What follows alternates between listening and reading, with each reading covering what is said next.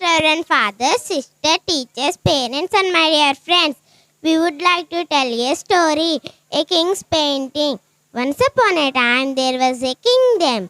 The king there only had one leg and one eye, but he was very intelligent and kind.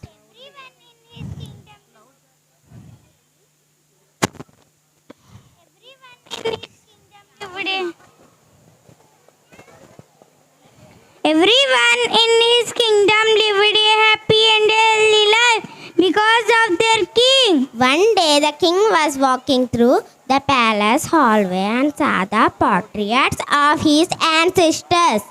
He thought that one day his children will walk in the same hallway and remember all the ancestors through these portraits. But the king did not have his portraits painting due to his physical disabilities. He wasn't sure how his painting would turn out. So he invited many famous painters from his and other kingdoms to the court. The king then announced that he will be rewarded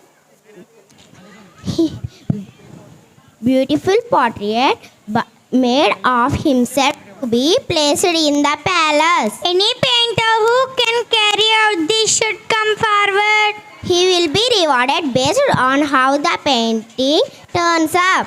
All of the painters began to think that the king only has one leg and one eye. How can his picture be made very beautiful?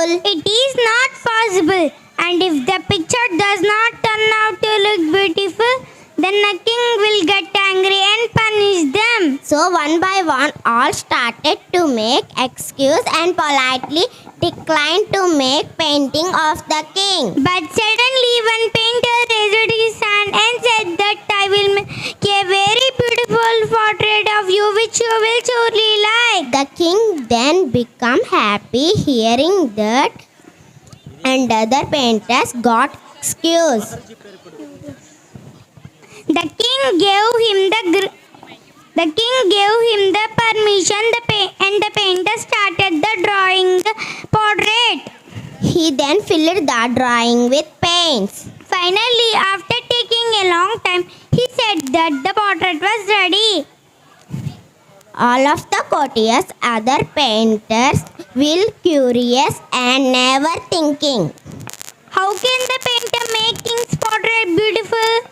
Because the king is physically disabled.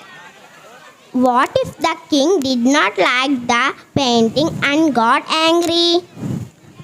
But when the painter presented the portrait, everyone in the court, including the left, stunned. The painter made a portrait